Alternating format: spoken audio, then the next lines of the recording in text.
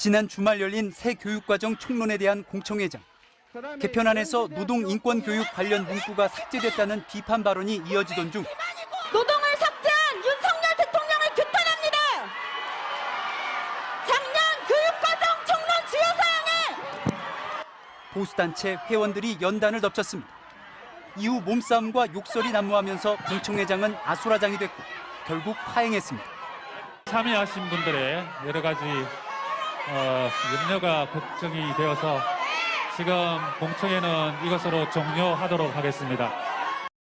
최근 공청회가 열릴 때마다 일부 표현을 놓고 진보와 보수단체의 갈등으로 파행이 빚어졌습니다. 한국사에선 6.25 남침과 자유민주주의 표현이 논란이 되고 있고 총론에는요, 자유민주라는 말이 나오지 않고 민주가 나옵니다. 그렇죠? 헌법을 무시하는 교육과정 있을 수 없습니다. 사회와 도덕교과에선 양성평등이냐 성평등이냐를 놓고 충돌했습니다. 교육과정 개정 때마다 반복되어 온 이념 논쟁이 재현되고 있는 겁니다. 특히 지난달 출범한 국가교육위원회가 국정교과서를 주도한 이배용 위원장을 비롯해 정파성이 짙은 위원들로 채워졌고 이주호 교육부 장관 후보자가 서울시 교육감 출마 당시 좌편향 교육을 바로잡겠다고 공약한 바 있어 우려도 나옵니다. 교육의 영역에 정치적 논리로 개입하려고 하는 이런 시도들이 있기 때문에 굉장히 우려스럽고요. 새 교육과정은 국가교육위가 심의 의결하고 교육부 장관이 연말까지 최종 고시하는데 최종안이 확정될 때까지 진통이 계속될 것으로 예상됩니다. 50일 넘게 공석이던 교육부 장관에 10년 전 이명박 정부에서 장관을 지낸 이주호 한국개발연구원 교수가 지명됐습니다. 당시 자율형 사립고를 설계해 경쟁교육을 심화시켰다는 평가를 받는 데다 최근 사실상 교육부 해체론을 주장해온 인물이란 점에서 논란이 일고 있습니다. 정영훈 기자입니다. 만호세 입학 논란으로 박순애 전 장관이 사실상 경질된 지 52일째.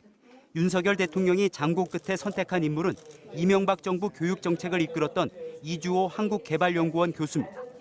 대통령실은 이 후보자가 교육수석과 차관, 장관까지 두루 역임한 전문가로 교육개혁의 적임자라며 발탁 배경을 설명했습니다.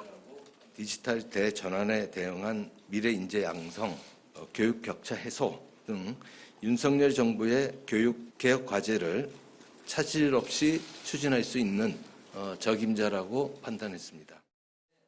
교육계는 벌써부터 술렁이고 있습니다. 사실상 교육부 해체론을 주장해온 인물을 장관으로 지명했다는 겁니다. 이 후보자는 그동안 대학 입시나 등록금 등 교육부의 주요 기능을 총리실 등으로 보내야 한다고 제안해왔습니다. 규제 기능은 아예 거의 철폐 수준으로 해서 총리실로 보내고 지원 기능은 혁신전략부라는 이제 새로운 조직에서 정부 조직에서 하자는 것이.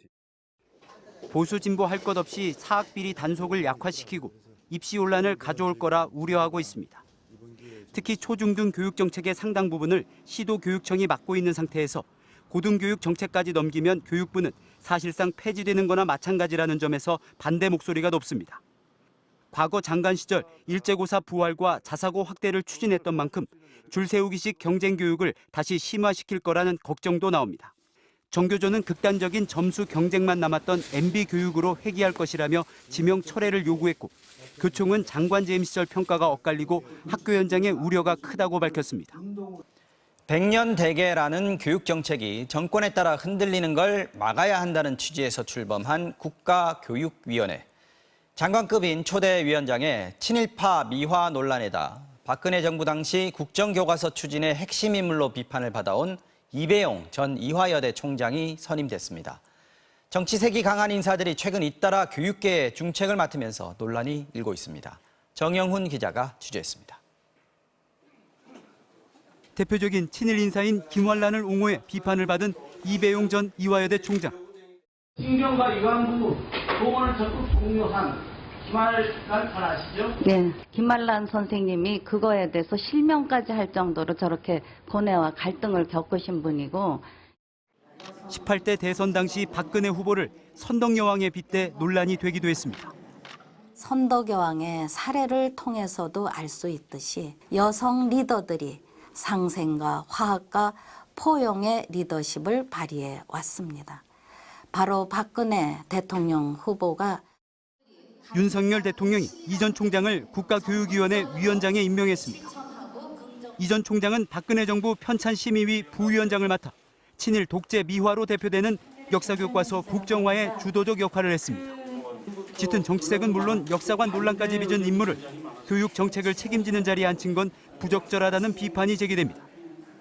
교육이라는 영역에서만큼은 적어도 여야가 한 발씩 물러서서 합의를 하고 장기 계획을 짜자는 취지에서 발족된 기구인데 전 정치적 편향성이 너무 강하다. 그리고 사실상 정치 활동을 계속 해온 그런 인물이라고 봐서 국정교과서 지지 여론 조성에 앞장섰던 강은희 대구시 교육감 등 대통령 추천 몫의 나머지 4명 위원도 보수적 색채가 뚜렷합니다.